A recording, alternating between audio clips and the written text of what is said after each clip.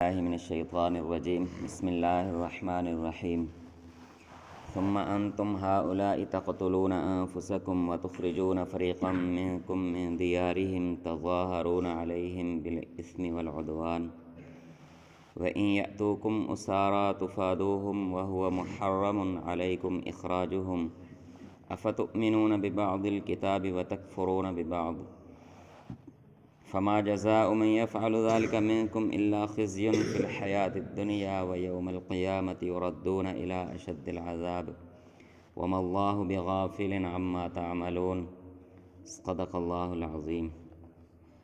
سورۃ البقرہ آیت نمبر 85۔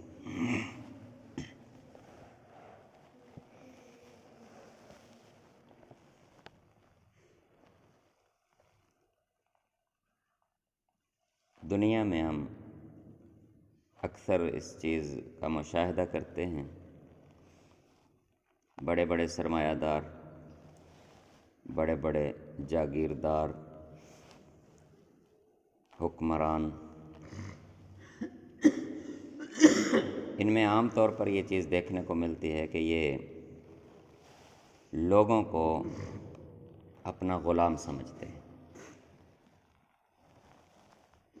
اگر کوئی ان کی غلامی سے انکار کرے تو اس کو اجاڑنے میں، قتل کروانے میں بھی پھر جھجک محسوس نہیں کرتے۔ غریب آدمی ہے، اپنا چھوٹا موٹا روزگار کا سلسلہ کر کے بیٹھا ہوا ہے،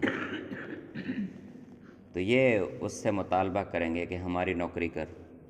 وہ اگر کہے کہ میرا گزارا چل رہا ہے، میں اپنا کام کر رہا ہوں، تو اٹھا کر اس کا وہ روزگار ہی اجاڑ دیں گے۔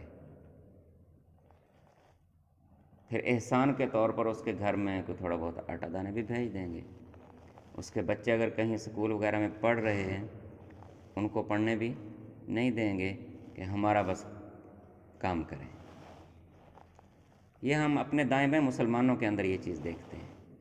ہم یہ کہیں نا یہودیوں میں یہ ہے، یا فلاں قوم میں ہے، فلاں قوم میں ہے، ہر قوم میں موجود ہے، لیکن یہ وہ چیز ہے جو ہم اپنے اندر، اپنے معاشرے کے اندر اپنے آپ کو مسلمان کہلوانوں کے اندر، کہلوانے والے جو مسلمان کہلواتے ہیں اپنے آپ کو، ان کے اندر یہ چیز دیکھتے ہیں۔ پھر جتنا کسی کے پاس طاقت بڑی ہوتی چلی جاتی ہے، بڑی بڑی قومیں یہی اصول اپناتے ہیں، قوموں کو اپنا لوٹنا، مارنا، ان کے اوپر اپنے ایجنٹوں کو حکمران بنانا، پھر ان کو مدد کے نام پر کچھ قرضہ بھی دے دینا سود پر، کو فری میں دوائیاں بھی دے دینا۔ پہلے ان کو اجاڑنے والا کون تھا؟ وہ بھی خود ہی ہوتے ہیں، اور پھر اچھے بن جاتے ہیں، ہم تو جی دوائیاں فری دیتے ہیں، علاج فری کر رہے ہیں، فلاں کام فری کر رہے ہیں۔ اسی طرح لڑائیاں کروانا، جنگیں کروانا، پھر جب جیلوں میں قیدی چلے جائیں تو پھر جناب انسانی حقوق کے ادارے بنا کر پھر جیلوں میں جناب ان کو جا کر حالات پوچھنا، ان کے مقدموں کے خرچے کرنا۔ کرنے والے پیچھے ایک ہی ہوتے ہیں، جنگیں گرمانے والے بھی وہی ہوتے ہیں، پھر جیلوں میں جا کر معذوروں کو، ہسپتالوں میں جا کر ہمدردی جتانے والے بھی وہی لوگ ہوتے ہیں، صرف اپنے آپ کو اپنی طاقت منوانے کے لیے، اپنا کنٹرول برقرار رکھنے کے لیے۔ اس کی ایک مثال ایک مشہور ہے، غالباً ہٹلر کا واقعہ ہے یا کسی اور کا، کہ اس نے سمجھایا اپنے درباریوں کو کہ یہ قومیں کیسے تمہارے اوپر حکومت کرتی ہیں۔ ایک مرغا لے کر آیا، تو اس نے سب کے سامنے اس مرغے کے سارے پر جو ہیں وہ کھینچ کھینچ کر پھینک دیے۔ اب مرغے کا جسم پر خون بھی بہہ رہا ہے، تکلیف بھی ہو رہی ہے، وہ تڑپ رہا ہے۔ پھر جناب وہ جیب سے روٹی کے ٹکڑے نکال کر ڈالتا ہے، تو مرغا جناب اس کے پیچھے پیچھے وہ روٹی کے ٹکڑے اٹھاتا ہوا چلتا ہے۔ وہ تو اس نے سمجھایا کہ یہ جو ظالم قومیں ہوتی ہیں، پہلے تمہیں یوں مارتی ہیں، تمہیں بے بس کر دیتی ہیں ذلیل کر کے، پھر تمہیں نا تھوڑا سا تنخواہ کا لالچ دے کر، روٹی کا لالچ دے کر اپنے پیچھے لگا لیتے ہیں، تم سمجھتے یہ بڑے اچھے لوگ ہیں۔ تو یہ آیت مبارکہ جو ہم نے پڑھی ہے نا، یہ ایسے لوگوں کے بارے میں ہے۔ اللہ تعالیٰ فرماتا ہے ثم انتم ہؤلاء تقتلون انفسکم، یہ تم ہی ہو نا۔ اب اس سے مراد کوئی خاص قوم اگر ہم کہیں تو اللہ تعالیٰ نے بنی اسرائیل کو مخاطب کر کے کہا ہے یہ، لیکن جو بھی یہ کام کرتا ہے جس قوم میں بھی یہ بیماری جن لوگوں میں بھی پائی جاتی ہے یہ ان سب کے لیے ہے۔ ثم انتم ہؤلاء تقتلون انفسکم، یہ تم ہی ہو نا جو آپس میں ایک دوسرے کا خون بہاتے ہو، ایک دوسرے کو قتل کرتے ہو۔ وتخرجون فریقا منکم من دیارہم، اور یہ تم ہی ہو نا جو ایک دوسرے کو گھروں سے بے گھر کر دیتے ہو۔ تظاہرون علیہم بالاثم والعدوان، ظلم اور گناہ کے ذریعے ان پر چڑھائیاں کرتے ہو، حدود سے گزر جاتے ہو۔ پھر وَإِن يَأْتُوكُمْ أُسَارَىٰ تُفَادُوهُمْ، پھر وہی لوگ جب قیدی بن جاتے ہیں تو پھر ان کو چھڑوانے کے لیے تم جناب فدیہ بھی دیتے ہو ان کا، پھر قیدیوں کے ساتھ جیلوں میں جا کر ہمدردیاں بھی تم ہی کرتے ہو۔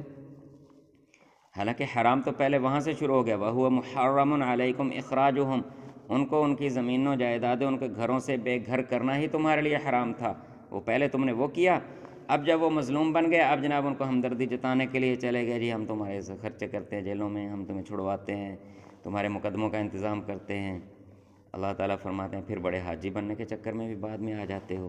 افتؤمنون ببعض الکتاب وتکفرون ببعض، کیا تم کتاب کے بعض حصے پر ایمان لانے کا اظہار کر دیتے ہو کہ ہم کتاب کے بعض حصوں کو مانتے ہیں، ہم تو بڑی ہمدردیاں کرتے ہیں۔ یہ ہمارے اکثر لوگ کہہ دیتے ہیں جی دیکھو جی وہ تو بڑے نیک ہیں، وہ تو جناب یوں کرواتے ہیں، فری علاج کرواتے ہیں، امدادیں دیتے ہیں تمہارے ملکوں کو، فلاں کرتے ہیں، تو ہمارے ملکوں کو اجاڑنے والے بھی تو وہی ہیں، پہلے اجاڑا بھی تو انہوں نے ہے، غلط لوگوں کو ہمارے اوپر کھڑا کرنے والے بھی تو وہی ہیں، پھر مدد دینے والے بھی وہی ہیں۔ تو اللہ تعالیٰ فرماتے ہیں کہ کیا تم کتاب کے بعض حصے پر ایمان لانے کا اظہار کرتے ہو، وتکفرون ببعض، اور کتاب کے بعض حصے پر کفر کر جاتے ہو، انکار کر جاتے ہو۔ تو جو ایسا کرے گا، فما جزاء من یفعل، جو بھی یہ کام کرے گا، ذالک منکم، تم میں سے، اس کا انجام کیا ہوگا، الا خزی فی الحیات الدنیا، دنیا میں بھی ذلیل و رسوا ہوگا، ویوم القیامت یردون الی اشد العذاب، اور قیامت کے دن تو پھر بہت شدید عذاب کی طرف ان کو پہنچا دیا جائے گا۔ وما اللہ بغافل عما تعملون، اور اگر یہ سمجھتے ہیں کہ ان کے کرنے ان کے اس کرنے کو، جو یہ ظلم و ستم کرتے ہیں، جو یہ دو نمبریاں کرتے ہیں، جو بدماشیاں کرتے ہیں، کہ ان کو کوئی دیکھ نہیں رہا، اللہ تعالیٰ فرماتے ہیں اللہ تعالیٰ سب کچھ دیکھ رہا ہے۔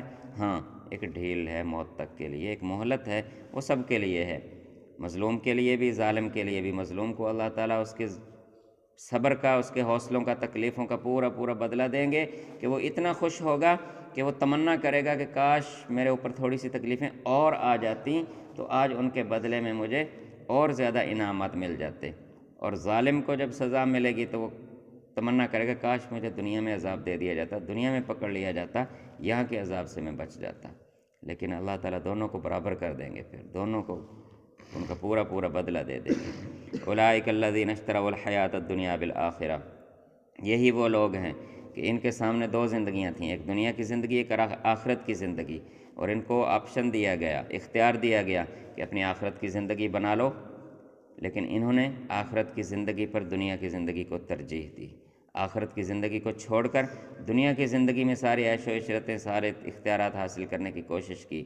تو آج فلا یخفف عنہم العذاب، آج ان پر سے عذاب اور سزا کی کمی نہیں کی جائے گی، ولا هم ینصرون، اور نہ ہی کوئی ان کی مدد کے لیے وہاں پر آئے گا۔